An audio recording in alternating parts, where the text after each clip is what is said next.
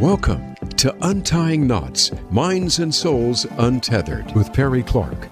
This program looks at mental health from unique perspectives and shows you how to manage your life by finding the knots that help you and stay away from the ones that could be a disadvantage. Now, here is your host, Perry Clark.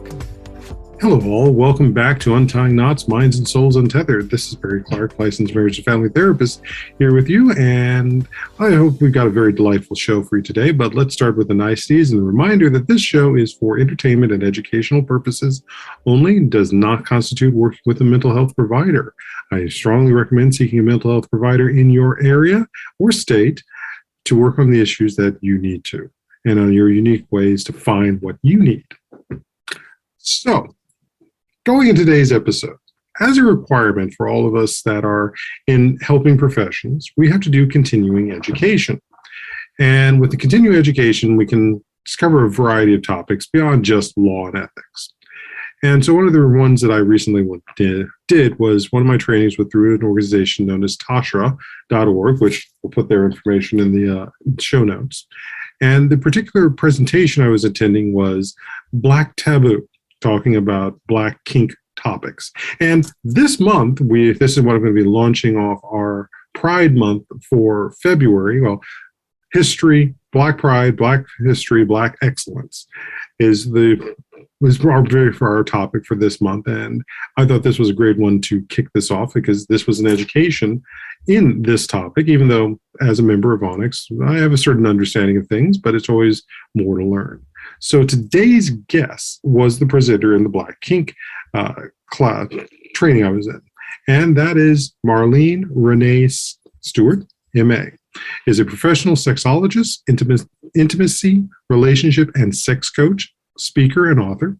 She is the owner of Velvet Lips, a sexual education company, as well as Contract Liberation, a company focused on research for nonprofit groups. As a facility member at Clayton State University, she teaches sociology and women's and gender studies. As the co-founder of the Sex Down South Conference, Marla aims to bring diverse groups together to learn and share their experience in the essence of being authentic and fostering sexual liberation across communities. Marla has studied human sexuality for over 20 years and has educated over 28,000 people in over 13 years, given over 500 workshops, and has served over 100 clients in her private practice all around the world. She has had her influence in the media as well. She has written over 200 articles, featured in over 20 magazines and books, and has been on over 60 podcasts and independent television shows. She was featured on Netflix Trigger Warning with Killer Mike, VH1's Love and Hip Hop Atlanta, and filmed as a sex expert for the GPB Personal Injury Court and Oxygen Bad Girls Club Atlanta. In addition, she also sits on the boards for Spark Reproductive Justice Now and the Diverse Sexualities and Research Educational Institute. She co-wrote her first book, The Ultimate Guide to Seduction and Foreplay, in 2020 with Dr. Jessica O'Reilly, and wrote a chapter and co-edited an intersectional approach to sex therapy, which debuted in December 2021. Marla, welcome to Untying Knots. Thank you so much. Thank you so much, Perry, for having me. I'm excited to be here. You said a mouthful. My bio seems like a lot every time I hear it, but I'm just like, geez, Venice, Marla. But yeah. Well, my apologies also for the mispronunciation. It's also the joys of dealing with dyslexia and trying to read. And it's not my favorite thing, especially aloud. Reading, yes, but reading aloud, it's where I kind of trip up at times. No problem. It's all good. It's all good. Yeah. So, how did you get here? Oof, such a loaded question, right? So, I got here, I think, in a multitude of ways, but for the most part, I think it's a process of a few things, which is college, right? Mm-hmm. So college allowed me to give my friends sexual advice that they needed and wanted, and I, was able to help them along their journeys. And that all stemmed from my mother, who I would say raised me as, she was a sex positive parent in my eyes, I would say, and back then too. She didn't want me to become a teenage mother like she was. She knew how hard it was. So she really raised me to be like, hey, this is what happens to your body. These are the changes that are going to happen. This is, when you get horny, because you will, this is what sex is. This is, make sure you use a condom. If you feel you're ready for sex, that means you go to the store, you use a condom. She was very adamant just about what I needed to do, how I needed to live my life, the education that I needed to be a sexually responsible human being. And so that was important for me. That was just a lifelong lesson that has stuck with me. Mm-hmm. And then, of course, when I went to college and studying human sexuality, and I got to, not only enable the knowledge that my mother gave me, but learn from, school and give that knowledge to my peers as well. And so as I got into grad school, of course, I continued to study more sex and sexuality stuff and decided to start my business. And that's where I've been. So started my business from there, and then it's just kind of grown and morphed into other projects and things. And so that's where I'm at now. Well, a brief version, at least. A brief version, but very much a thought that we don't get as well in the Black verse of what does it mean dealing with our sexuality.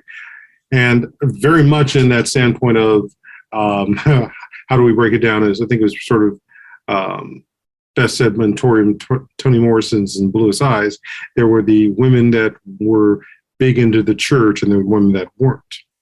And how much does that sort of often get broken down into us as a culture, or at least even the view of us?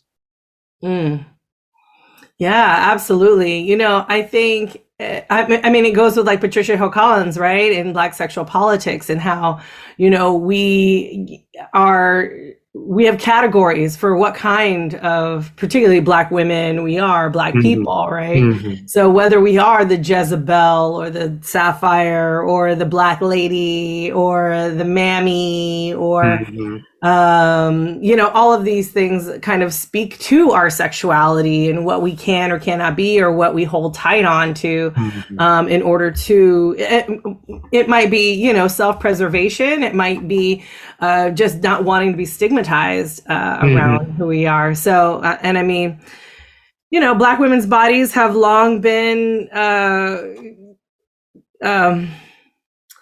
experimented on, looked at, gazed at.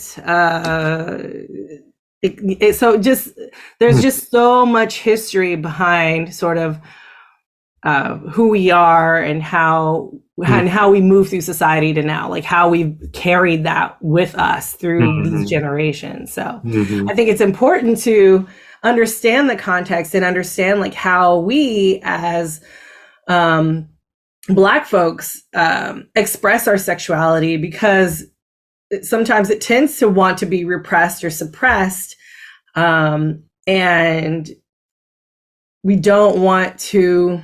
Some of us don't want to, feel that shame or stigma, or express it too much, or whatever. So for me, I think it's important just to be open and honest and upfront and say like, hey, this is who I am as a human being, because that allows other people to open up and be like, oh, wow, like I can be this person and I can do the things that I need to do to feel good and to live a fulfilling life. And not only does it bode well for your, sexual health, but it bodes well for your mental health as well, right? Being able to sustain that self-esteem and confidence for yourself to be who you are. So, and live freely as much as, we can in the world. Very much so. And then add in what it means, then we start looking at LGBT into that too. How is we've been sort of based purely on our sexuality, not just on our humanity as well. Yeah, absolutely. Being Black, queer, kinky, like all the things, right? Like Mm-hmm. at one point, my mama was just like, you know what? It's okay. You don't have to tell me all the identities that encompass you because you hold a lot and it's more than I could have ever dreamed or imagined because I was placed. Well, a lot of folks are placed or were raised in a certain way. So I think the ability to be all of these things helps us to see things differently, honestly. We see things, we're able just to see things in a light that other people can't who do not hold those identities. And I think that's unique because it's sort of like I'm in the Department of Interdisciplinary Studies, right, at Clayton State. And so it's sort of like I'm able to pull from this thing and this thing and that thing and this thing. And then because I'm able to pull from all these sources, I could see the world in a very different way. So, it's amazing. And at the same time, it can be kind of difficult to be the representative, of all of these different spaces and identities that we occupy. Very much so. And also normalizing how even when we bring the sexuality into our identities, some of our identities aren't based on sexuality, but still can have their connection. And as I've often said with this podcast, it's also a kind of a reflection of me and my multiple intersecting identities. And especially that standpoint of what does it mean even for those of us that are into geek culture, sci-fi, fantasy, and so forth, to be able to bring those sexual elements in as well. Because they're there, even in all the stories that we're interested in. I mean, Link and Zelda is like, as much as they're always being rescued, there's something else going on. Why is he trying to rescue her all the time? Exactly. But I mean, that doesn't necessarily mean that they can't be platonic friends, but it's like there is a relationship going on there. Or equally, because I know there's also some of the things like the Dragon Age or Mass Effect. There's a question of one of their story elements is you being able to have relationships with some of the other characters, and then are they putting enough there to represent those who also want to be dealing with same gender or even non-binary relationships? Yeah, that's fascinating, right? I went to a talk around like asexuality and aromanticism. And it was very fascinating because there's so many different elements, right, to our sexuality that we tend to just box into sex or sexuality is just this, small box.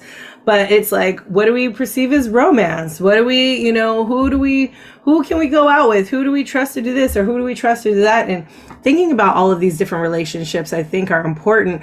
But what you are actually kind of speaking to, and I would love to touch upon this a little bit more, is just sexual energy, right? How sexual energy is so powerful that you can see it even if it's not stated explicitly, right? So Link and Zelda, yeah, I mean, we could sit here and say, yeah, well, was there a sexual relationship? Well, I don't know, but like, there's got to be a reason. Like, he's playing, Captain Save-A-Ho all the time. Like what?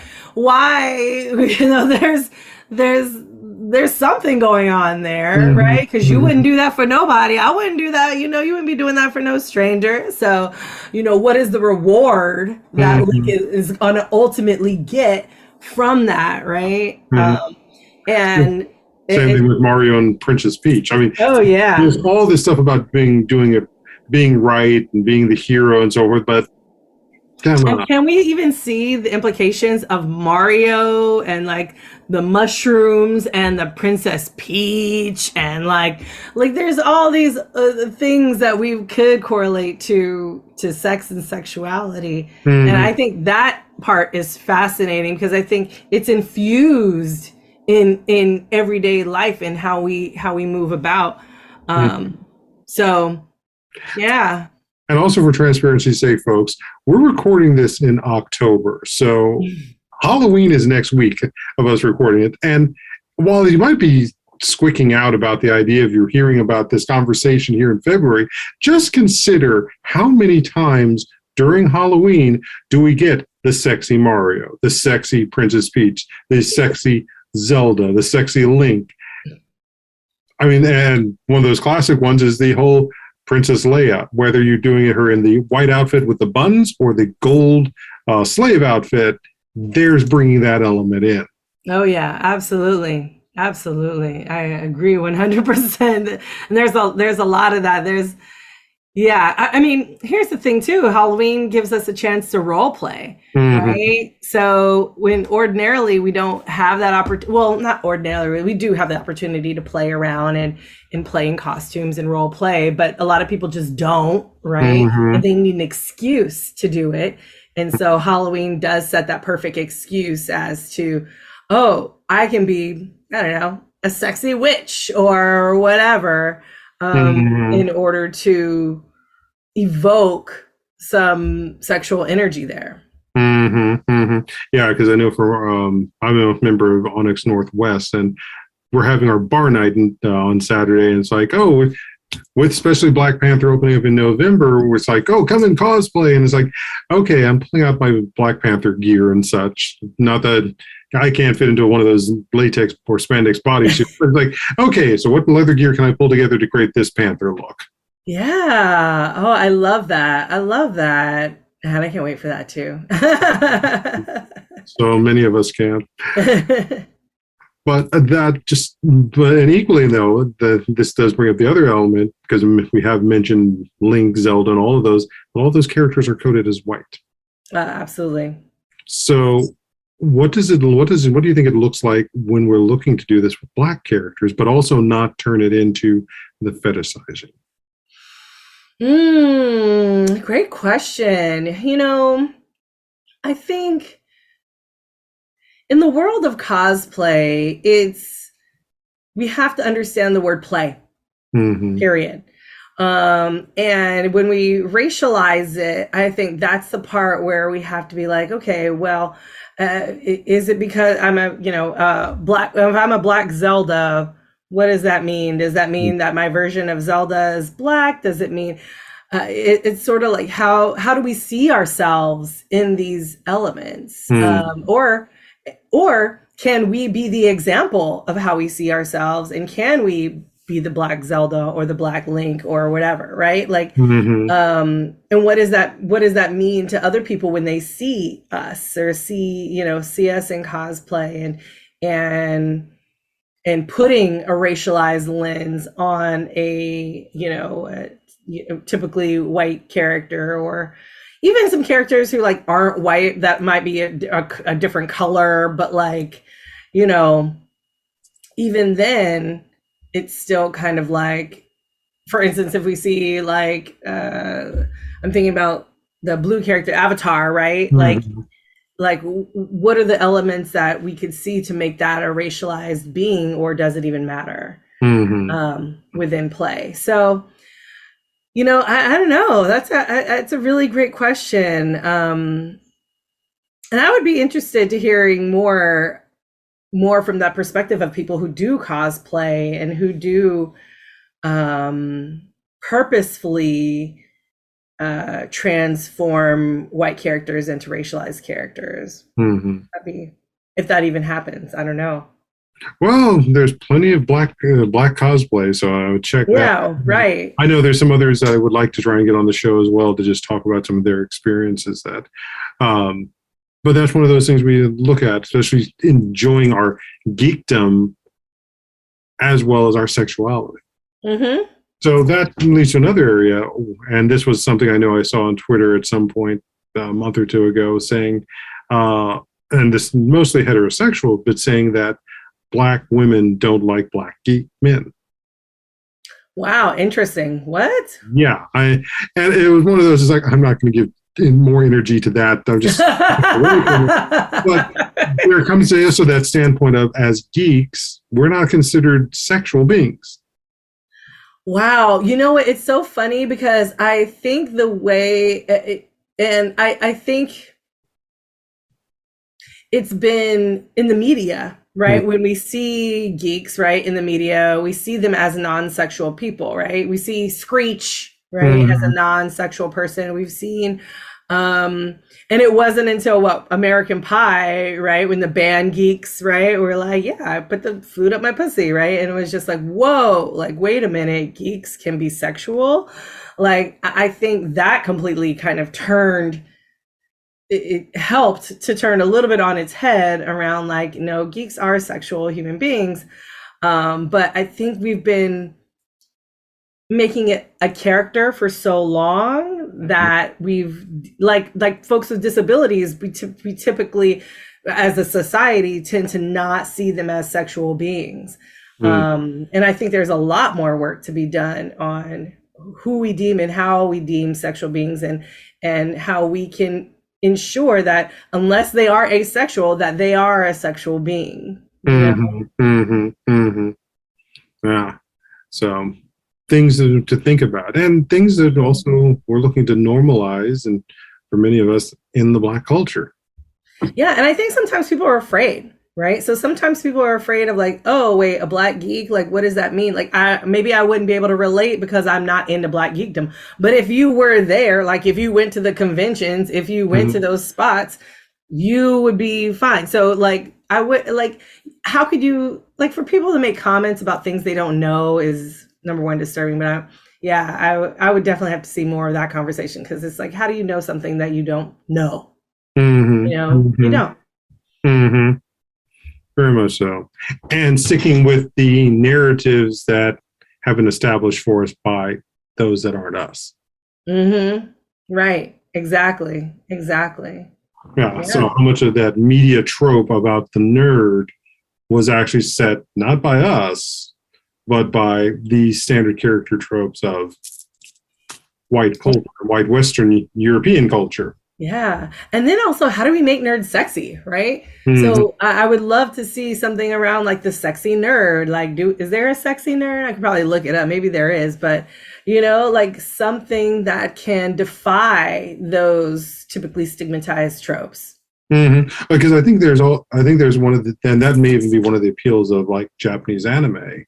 Because I know the sort of the sexy nerd is a character in there, and you're dealing with an entirely different set of cultural tropes too.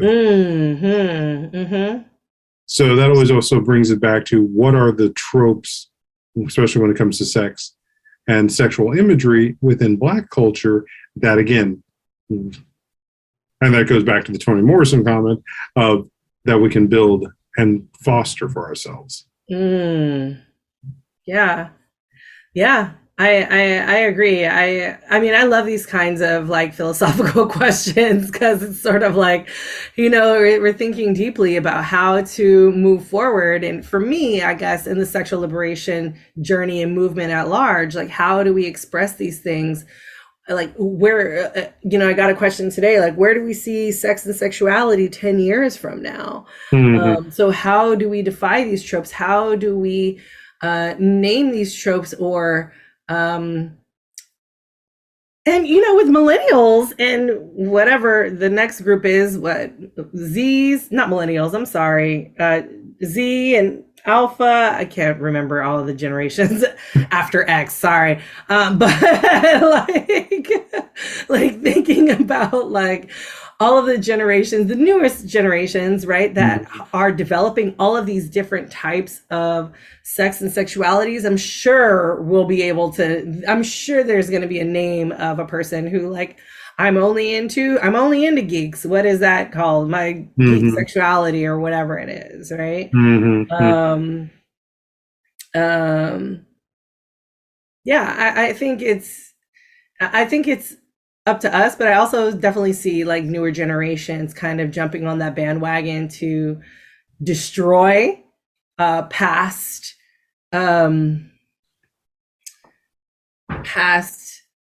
Stigma. Paradigms, you know, but paradigms of sexuality.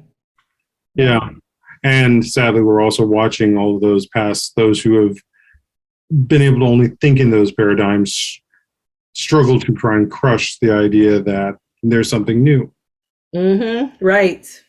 Exactly. So if you could give a piece of advice, because then, well, we're going to go to break after this. What do you think would be the best guiding principle for people in that standpoint to explore their inner geekdom and their sexuality, even with the intersections of our identities, LGBT as well? I'm a fan of always saying yes first. You know what I mean? Because that is the thing that's going to open you up, even when you're so resistant to something. So say someone is not, maybe not into cosplay or not into the geeky, nerdy, whatever it is. I was thinking about our race and kink discussion on Tuesday, and it was like, we talked about wet and messy play, right? And it's one of those things where sometimes you're like, would I really do that? That doesn't even sound fun to me. It sounds sticky, and like the cleanup sounds a mess. But then what if I just said yes? What if I just said yes to the thing? Like, how free would I be, number one, to just say yes and have that experience? And number two, now I've had the experience. Now I'm more self-aware on whether I would probably like it or not. Now, in addition to saying yes, I would offer people, say yes at least 3 times. Like, try it at least 3 times. And then on the 3rd time, you can be like, okay, if you really, really didn't like it, like you can shelf it and come back to it in 10 years, because our bodies change, our attitudes change, things change about us. So I'm really a fan of, in order for us to move forward and be open, we've got to say yes.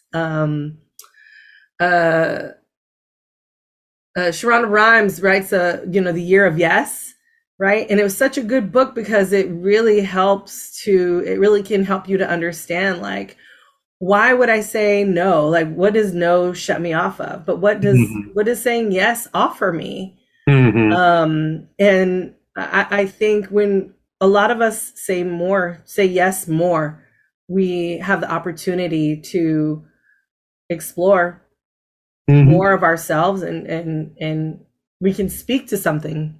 If not, we at least have a good story. You know what I mean? Oh yeah. So say yes 3 times to a new experience before you know that it's not going to happen. Yeah. And before then, you have to come back to it in 10 years. Exactly. And at least in that time, you got the interesting story to tide you over in those 10 years. Exactly. Beautiful. So I think that's the best place. We're going to take a break here. I'm Perry Clark, licensed marriage and family therapist, here with Marla Stewart and MA. And we're going to be back here on Untying Knots, Minds and Souls Untethered. So stay tuned, folks.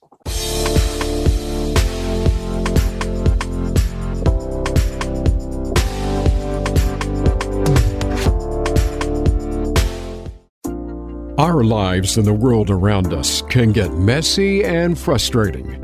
Untangle and Grow Counseling's focus is to untangle that mess and make sense of it, so you have a good foundation to build and grow from.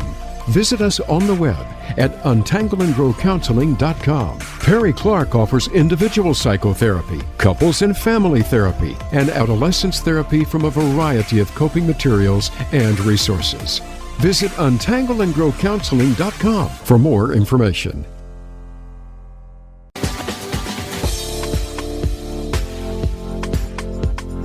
You are listening to Untying Knots, Minds and Souls Untethered. If you have a question or comment about our podcast, send an email to pclark@untyingknotspodcast.com. That's pclark@untyingknotspodcast.com.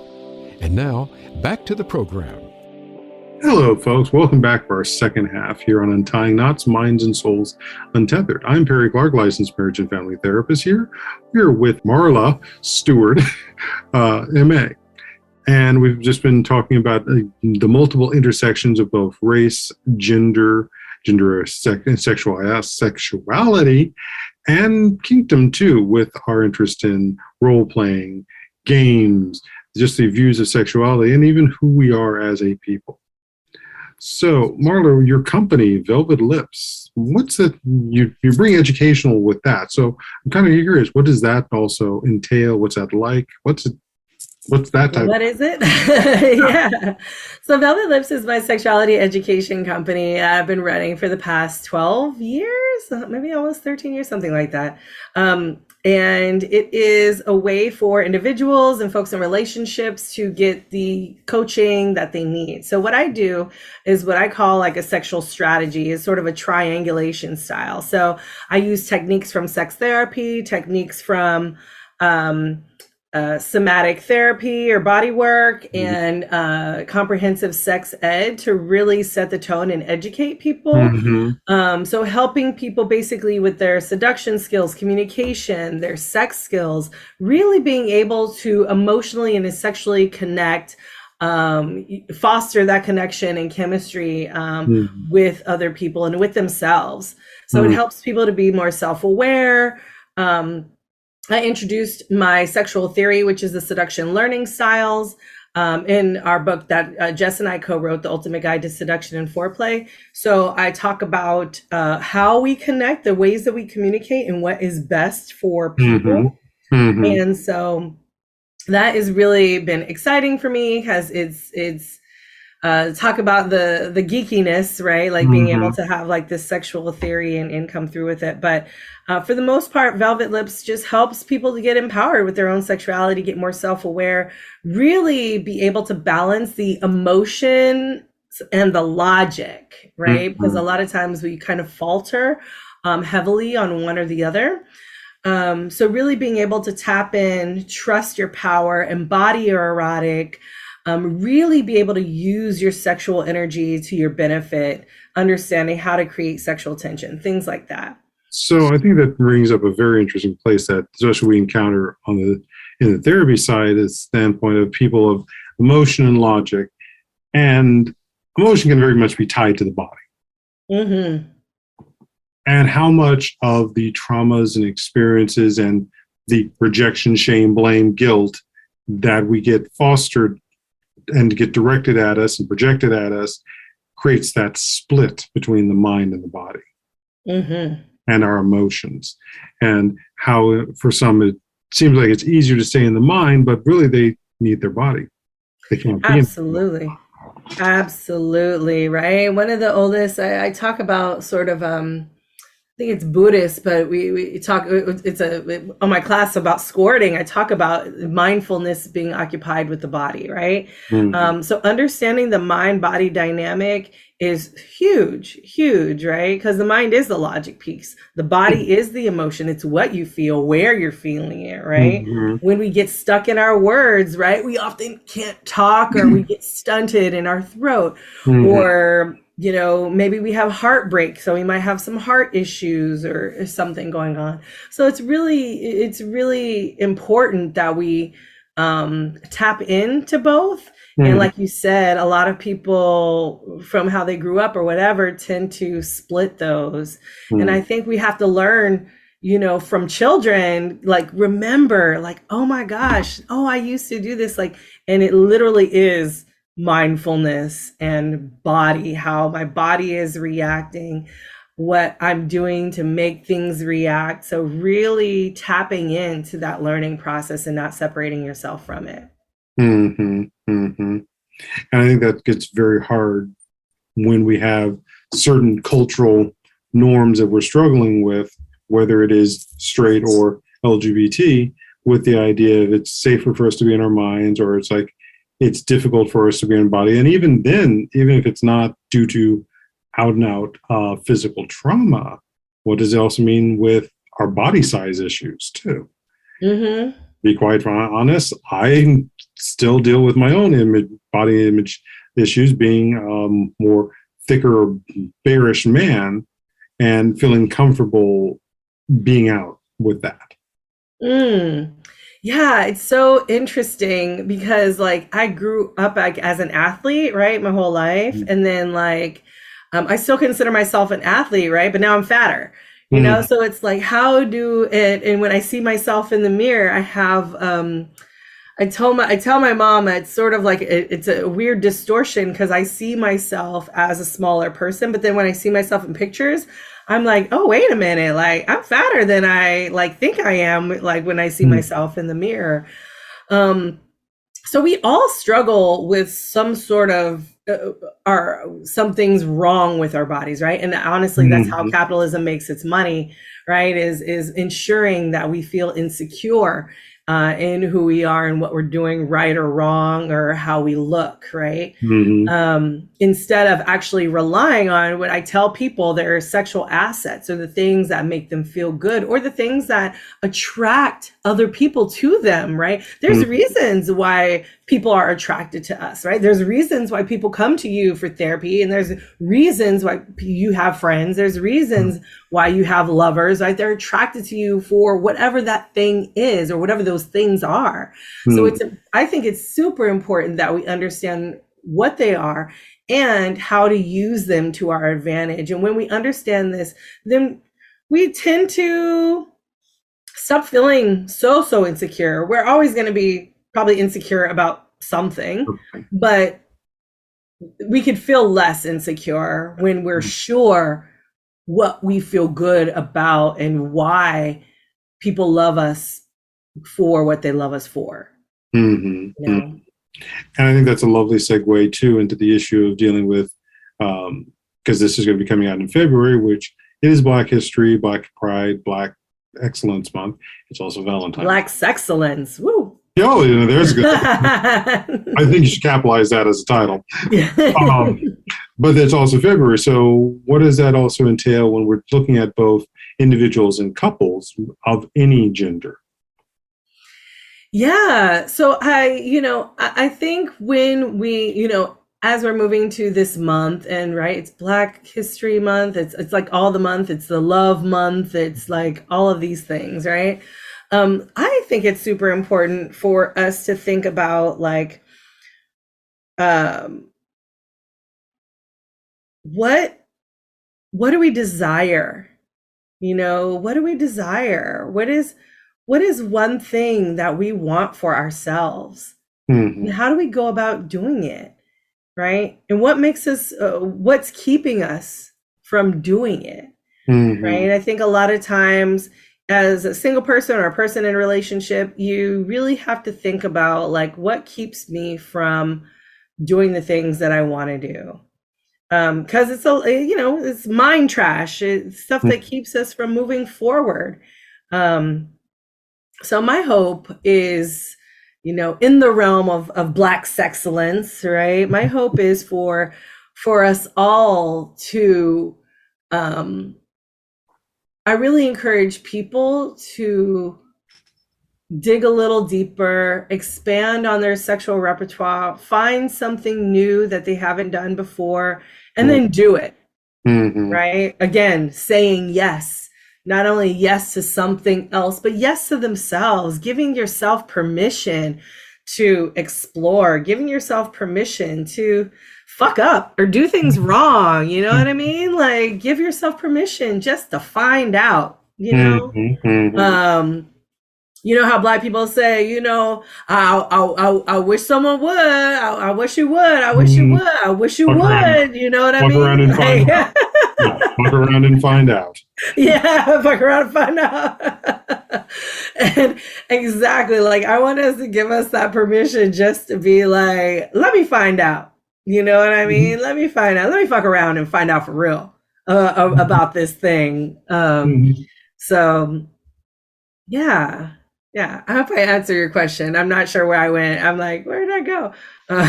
But where I guess we needed to let the ancestors guide that. Let's be frank, our ancestors did enjoy sex. They were here as mortal beings before they went to the other side. That's right. Yeah.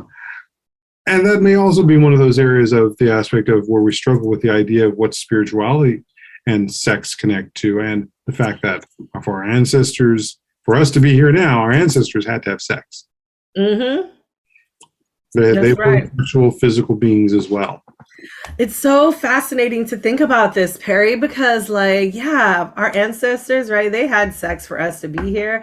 And now with like new technology and like as queer people, right, like we had a donor, right? Like, so the sex that we had wasn't, I mean, I didn't have sex with this penis in order to have my baby, right? Like, how do we now start talking about, well, you were created in love. It wasn't sex. You were created in a way that, with technology or with, good old fashioned, old school turkey baster or whatever it is, right? Like, whatever the case may be, like, we're moving into this realm of like, yes, we are ancestors' wildest dreams, and like, what is that going to look like for future generations who are brought in this world, intentionally, right, as queer people and as a queer parent, like intentionally and thoughtfully, and so that's also a sort of a shift as well. But yeah, I find that fascinating. But yeah, our ancestors, yes, they definitely had sex in order to make us happen. Which is also that aspect of how do we embody some of their wildest dreams. I love that. How do we embody our ancestors' wildest dreams? Our ancestors, some of our ancestors weren't free, right? Some of our ancestors were enslaved. Some of our ancestors, were raped. Some of our ancestors were, we got here in a multitude of ways, which I'm very thankful for. But it's also, of course, thinking about our Blackness and Black bodies and how they've been used over the centuries. It's sort of like, my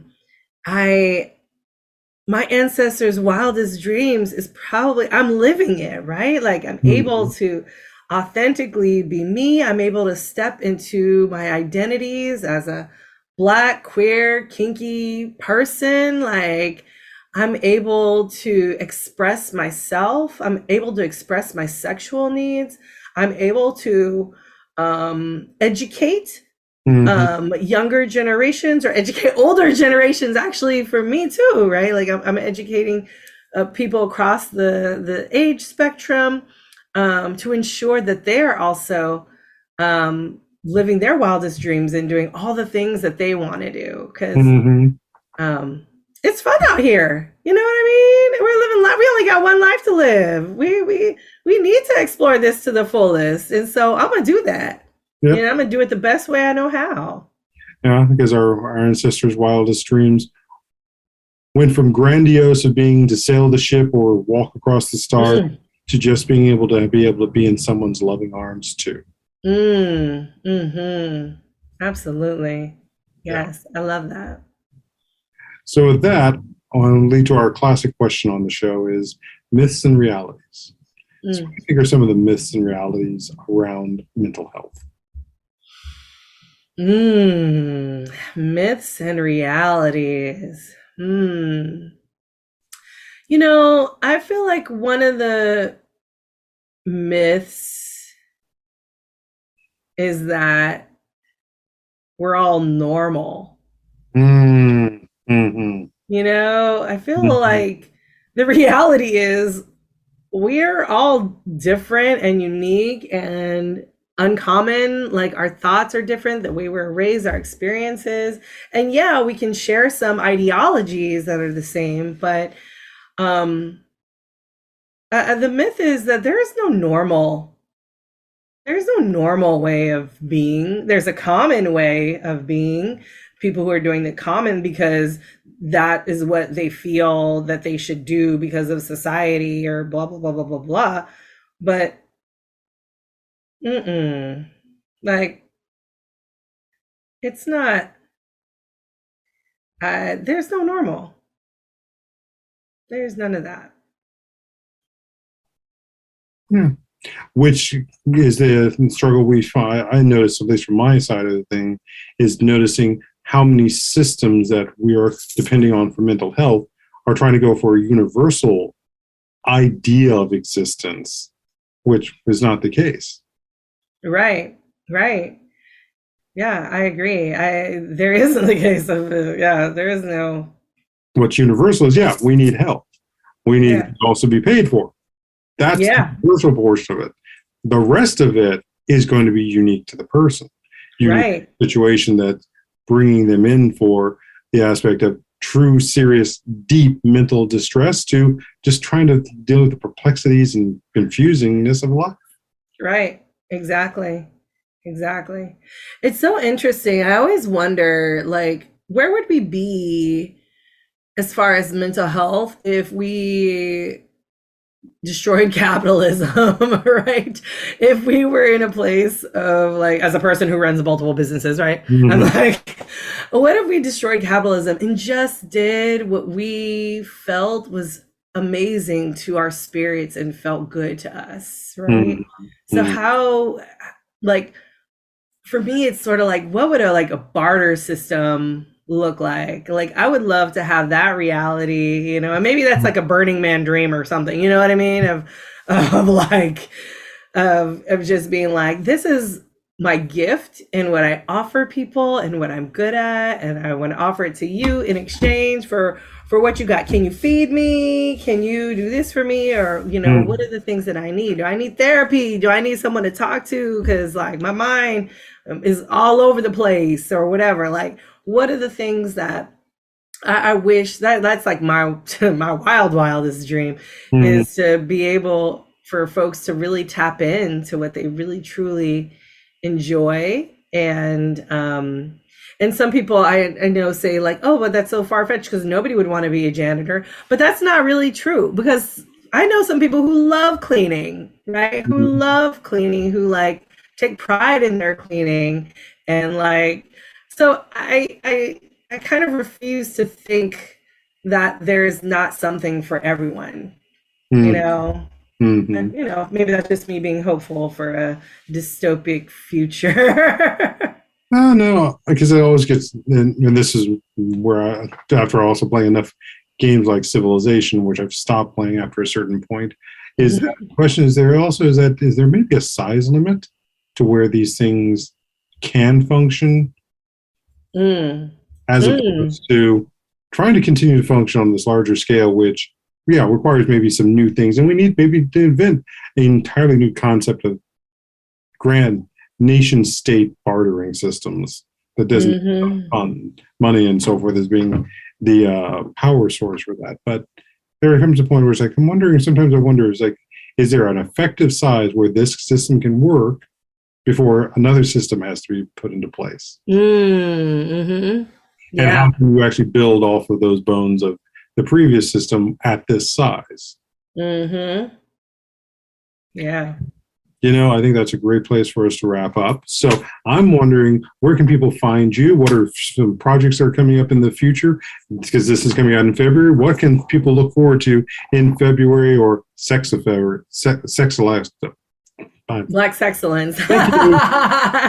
Trademark that. Really seriously trademark that. Capitalize on it. So February is really great. There's the Dick Fest, which is a phallic centered virtual festival that I have coming up. And there's also, and you can find that on velvetlipssexed.com. You can find me on social media at one Marla Stewart. That's the number one, Marla Stewart. And then at Velvet Lips Sex Ed, that's sex without the E. And then also, of course, the Sex Down South conference, which is happening in September. But we also have day-long events. So we'll be, Sex by Southwest will be happening end of February in Tucson. And we'll be having more events, Sex on the Beach here in Miami.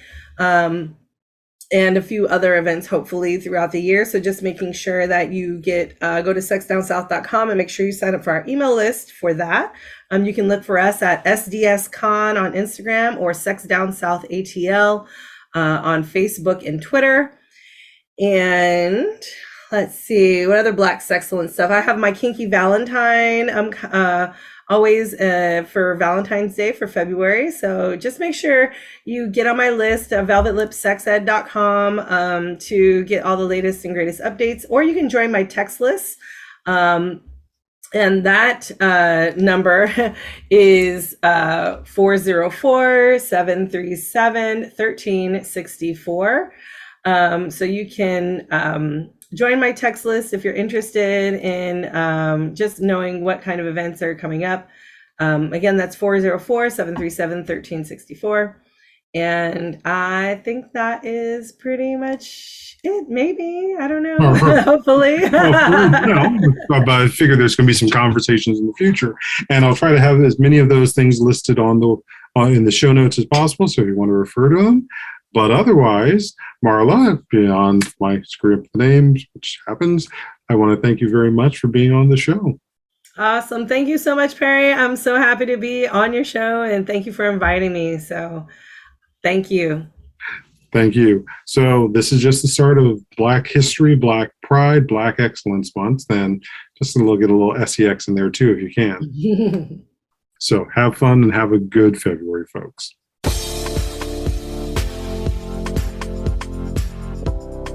Thank you for tuning in for Untying Knots, Minds and Souls Untethered. Be sure to join your host, Perry Clark, for another episode on the podcast coming soon on the Voice America Empowerment Channel.